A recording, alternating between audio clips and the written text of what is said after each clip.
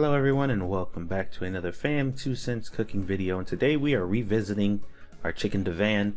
Now before I was making it based off a recipe and I was following it pretty loosely based on what my family's preferences are and stuff, but this time around I have decided, after doing some research and checking many videos, to just go ahead and make chicken divan how I feel like it should be made, or I would make it. There is no right or wrong way to do it from what I've seen. Every single video I've seen on the internet has been almost completely different, with the same general concept, but the ingredients always varied. And I have yet to see any person out of the 10 or 15 videos I've seen use the same recipe. So this is my version of it.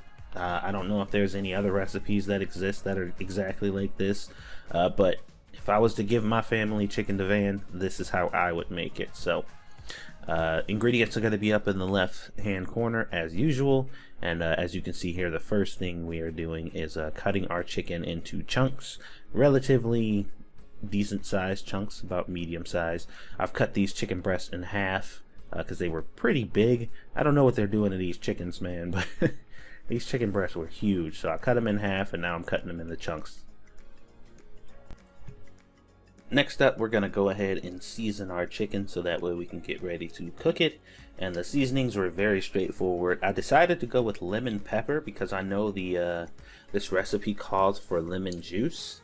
So I figured lemon pepper seasoning would complement that good. So we use lemon pepper. We put some garlic, some onion powder, garlic powder, onion powder, and just a little bit of paprika. And I felt that was enough. I didn't think you need to go real crazy because you got a whole bunch of other flavors and stuff going on here.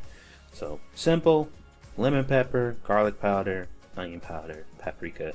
Give it a mix and get ready to cook. Next step, we're going to go ahead and put some olive oil and some butter into our pan so we can start to cook up our chicken a little bit. And you want to go ahead and cook that down until the chicken is pretty much done. Doesn't have to be completely, but I mean fairly close. You want it as close to done without, you know, overcooking it or anything, because you want that chicken to still be tender, because this is going to have to go in the oven afterwards. So, you know, cook it till you start to see a little bit of browning and it looks just about done, and then go ahead and take that out. We got some water over to the side for our broccoli that we're going to blanch. You don't want to full-on boil that and cook it till it's always all the way done, because that's going in the oven too. Also, a very important step too, something that I don't think I did this time around, which is why I had somewhat of a consistency issue, is I didn't allow my broccoli to drain fully, or at least I didn't use any methods to like help get all the moisture, as much moisture out as I can. If you don't do that, because the broccoli is the bottom layer, what you're going to have is kind of a soupy consistency, because all that water in the broccoli is going to be pulled out, and that'll be the result. I don't particularly have a problem with that. I didn't have a problem with that. It still tastes amazing.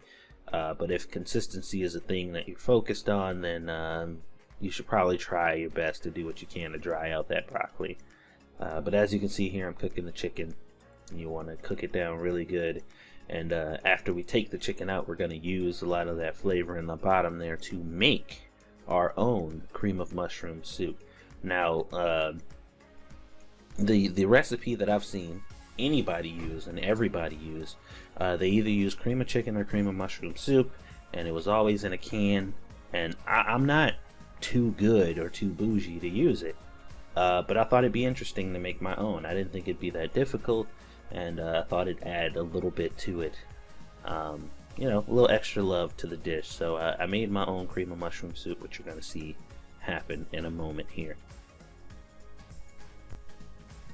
So now we're going to do the homemade cream of mushroom soup. As you can see, my mushrooms are minced. I cut them into very fine and small pieces, and we're cooking this now in the leftover deliciousness that was in the bottom of the pan from the chicken. And we're just going to add some milk, some flour, and all that good stuff, just to kind of get our cream of mushroom soup as thick as we can get it. Well, we don't want to get it really thick, but you want to get it to definitely a thicker consistency. So here I added milk, I seasoned it with a little bit of salt and pepper, hit it with a little bit of flour, and mixed that in while it was simmering just to make sure that we got a good enough consistency. And then towards the end I added a little bit of cheese too, to make sure that things thickened up a little bit.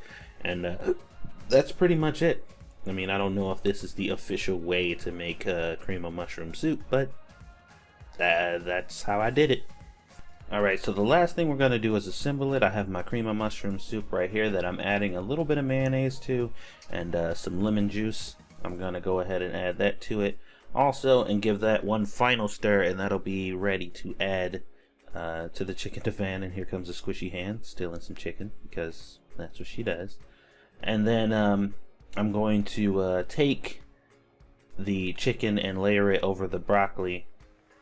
But a problem that we have here, as you can see, is my broccoli is it's steaming.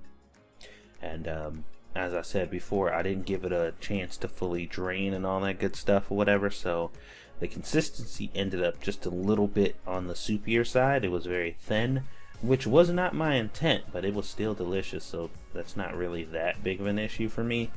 But FYI, for future references, if you decide to make this dish, that is something you definitely need to keep in the back of your head, because that can become a problem. So take your chicken, layer it over your broccoli, and then we're going to take the cream of mushroom soup, layer it over the chicken, and then cover that with cheese, and just toss that in the oven.